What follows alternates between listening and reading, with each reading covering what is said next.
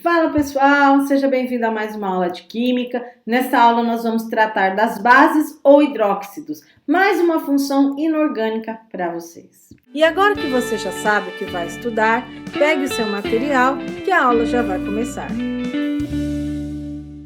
Primeira coisa, nós vamos tratar das características das bases. Elas têm sabor adstringente. Sabe quando a gente come uma banana verde e amarra a boca? Esse é o sabor adstringente. São formados por estruturas iônicas e sofrem dissociação em solução aquosa, portanto, conduzem corrente elétrica. São sólidos a temperatura ambiente, com exceção do hidróxido de amônio, que é um gás. Apresentam temperatura de ebulição e difusão elevados. Um todo composto iônico. Segundo Arrhenius, as bases são substâncias que em água liberam como único ânion o íon OH-, o íon chamado de hidroxilo, ou também oxidrila. Então, quando nós colocamos uma base na água, lembrando que a água briguenta separa os casais, nós temos lá a base, um cátion B+, e o OH- em solução aquosa. Esse processo recebe o nome de dissociação iônica. Quando eu tenho uma substância de natureza iônica e eu coloco ela na água, essa separação dos íons é chamada de dissociação. Eu estou quebrando uma associação de íons. A fórmula das bases, nós temos lá geralmente o metal, que tem uma carga mais X, e o OH-. Então, eu cruzo o X que está aqui para o pé do OH e aqui é sempre 1. Então, nós temos lá a fórmula MOHX. Lembrando que M geralmente é um metal, só no caso da amônia que não, tá? E do outro lado, nós temos a hidroxila. A dissociação das bases. Primeiro, então, nós vamos a um exemplo aqui. No exemplo de número 1, nós temos a base, uma das bases mais importantes na química, que é o hidróxido de sódio, que nós conhecemos popularmente como soda cáustica. Quando eu coloco NaOH na água, a água briguenta separa os casais. Então, separa em N+, e OH-. No exemplo 2, o hidróxido de cálcio, que é a nossa cal hidratada, usada na construção para pinturas de paredes e coisas assim. Na água, a água briguenta separa os casais. Observe que aqui nós temos um 2. Ele veio da onde? Ele vem da carga do íon. Então, quando eu faço a dissociação iônica, eu vou colocar lá a carga do íon. No caso, o cálcio, Ca+2 e o OH-. Esse 2 que está aqui também, ele vai ser o número de hidroxilas que eu tenho saindo na solução. Então, nós temos aqui esse número 2, representa a carga do íon e representa também o número de grupos OH-. Certo, pessoal? Lembrando que o cálcio, né, bela, magrela, casou-se, é lá do grupo dos alcalinos terrosos. Então, possuem cargas +2, porque pertence ao grupo 2A da tabela. No exemplo de número 3, nós temos aqui o hidróxido de alumínio. E agora, provavelmente, você já sabe escrever a dissociação dessa base. Então, a água briguenta separa os casais. O 3 que está lá embaixo é a carga do alumínio. Então, nós temos lá Al+3 e OH-. Mas esse 3, além de ser a carga do alumínio, também é o número de OH- que eu tenho em solução. Como é que a gente dá nome para as bases? Nós temos dois tipos, né, de elementos formadores de bases. Aqueles que possuem o NOx fixo, ou seja, elementos que têm uma valência fixa, como alguns metais, mas também temos elementos que têm valências variáveis. Vamos primeiro ao NOx do elemento fixo. Então, a palavra hidróxido de, mais o que? O nome do elemento. Então, muito fácil, gente. Hidróxido de e o nome do elemento que forma a base. Quais são os elementos que apresentam NOx fixo? Os metais alcalinos do grupo 1A, que apresentam sempre NOx +1. Os alcalinos terrosos, grupo 2A, que apresentam NOx +2. Outros metais como a prata, +1, o zinco +2 e o alumínio +3. E o íon amônio, NH4+. Temos lá então a nomenclatura hidróxido de nome do elemento. Vamos aos exemplos. NaOH. Então, como é que chama esse elemento aqui? Sódio, portanto, hidróxido de sódio. Segundo exemplo, hidróxido de Ca, cálcio. Terceiro exemplo, hidróxido de amônio. Lembrando que o amônio, né, é formado pela amônia, que não é um metal. Como que a gente dá nome para as bases que têm NOx variável? Então, hidróxido de, nome do elemento mais o NOx. Esse NOx é colocado em algarismo romano, tá? Ou ainda, hidróxido de, nome do elemento, mais a terminação oso, se eu tiver o menor NOx, e ico, se eu tiver o maior NOx. O ferro é um dos elementos que tem NOx variável. Então, nós chamamos esse composto de hidróxido de ferro 2 ou hidróxido ferroso, porque ele apresenta NOx mais 2. Já um outro composto formado pelo ferro, FeOH3, é o hidróxido de ferro 3, também chamado de hidróxido férrico, e tem NOx mais 3. Lembrando aqui que o oso é para o menor NOx e o ico para o maior NOx. O ferro pode ser tanto mais 3 quanto mais 2. O chumbo, PbOH2, então o NOx do chumbo aqui é 2. Hidróxido de chumbo 2 ou hidróxido plumboso, NOx 2. PbOH4, nós temos lá o hidróxido de chumbo 4, também chamado de hidróxido plúmbico, o NOx mais 4. Tabela de número de oxidação. Nós temos lá alguns elementos e os seus respectivos NOx. Então, por exemplo, o cobre e o mercúrio pode ser 1 ou mais 2. O ouro, mais 1 ou mais 3. Ferro, cobalto, níquel e cromo, Fe-Coni, e o cromo, mais 2 ou mais 3. E os elementos chumbo, estanho, manganês, paládio, platina, mais 2 ou mais 4. Não precisa decorar, pessoal. Isso a gente encontra em tabelas. O grau de dissociação. O que é o grau de dissociação? Que nós chamamos de alfa, pelo símbolo alfa.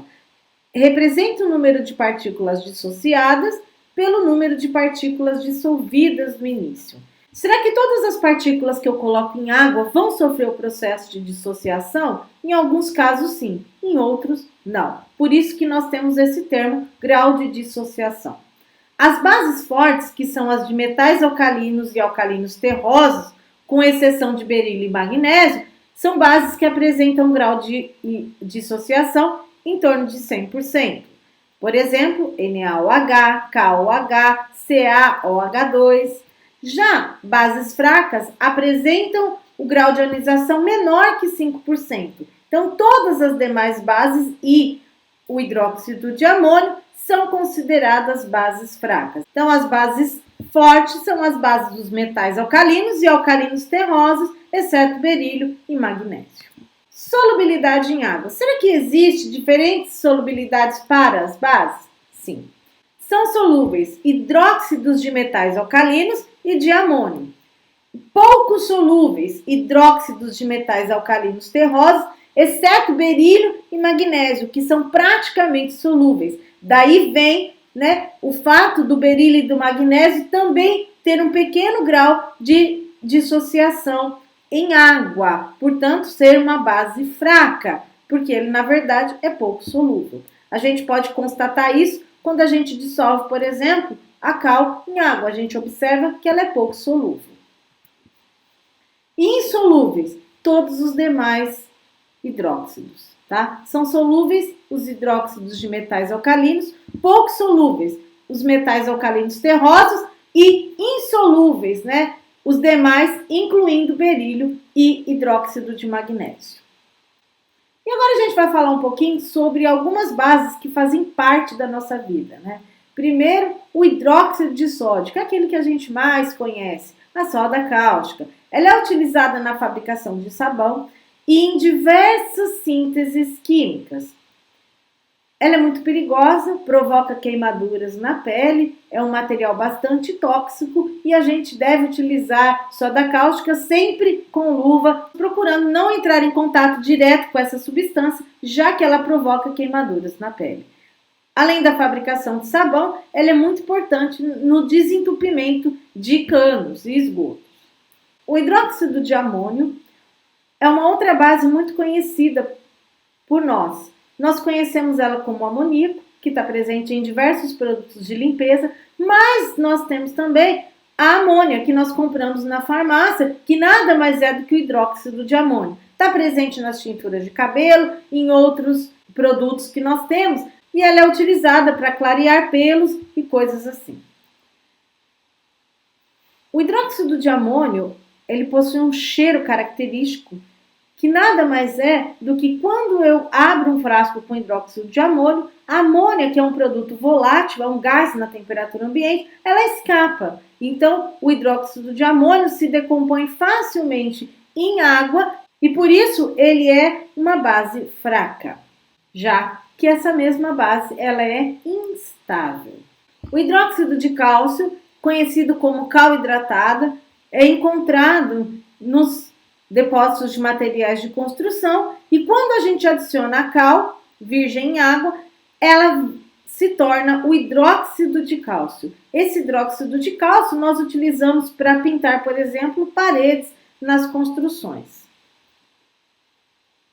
Duas bases muito importantes e essas duas são praticamente as únicas bases, né, que a gente pode provar, tá? E dizer que elas amarram a boca. É o hidróxido de magnésio e o hidróxido de alumínio. Eles são utilizados como antiácidos, né? E no caso do hidróxido de magnésio, como laxante também. Aqui eu tenho as duas bases. E é muito importante, né, a gente saber que essas bases são as únicas que nós podemos consumir como antiácidos. Então, quando o estômago está com excesso de ácido clorídrico, a gente toma dessas bases e consegue neutralizar o ácido clorídrico. E agora é hora do exercício. Questão de número 1. Quais são as fórmulas das bases formadas pelos respectivos cátions? AU mais 3, Fe mais 2, Pb mais 2, sódio e MnOH. Primeiro, AU. Então, AU mais 3, OH menos. O que eu vou fazer aqui? Vou cruzar, vai descer um para cá e o 3 vai descer lá para o pé do OH, formando AU, OH, 3. Fe mais 2, OH menos. Só descer o 2 para cá. Então, Fe, a gente coloca entre parênteses, porque são 2 OH que saem. Depois, Pb2, mais 2, OH menos. É só cruzar. Pb, OH, 2. Na mais, OH menos, NaOH. Mn mais 4, OH menos, MnOH 4. Só cruzar o número 4. E a alternativa que me dá isso, a alternativa E, de espetacular. Fácil, pessoal? Muito fácil. Questão de número 2. Uma questão da FUVEST. Diz o seguinte: paredes pintadas com cal extinta, apagada, com o tempo ficam recobertas por película de carbonato de cálcio devido à reação de cal extinta com o gás carbônico do ar. A equação que representa essa reação é... Então, o que ele fala? Que eu tenho carbonato de cálcio e acontece uma reação entre a cal extinta e o gás carbônico. Qual é a alternativa que traz exatamente essa questão? Primeiro, então, podemos aqui cancelar essa alternativa C, por quê? Porque o gás carbônico é um reagente e a alternativa C não tem gás carbônico como reagente. A alternativa D também não tem gás carbônico como reagente. E aí sobra a primeira, a segunda e a terceira reação. Ele diz que eu tenho a reação entre a cal extinta e o gás carbônico. A cal extinta é o hidróxido de cálcio. Então, a alternativa que traz essa questão é a alternativa B.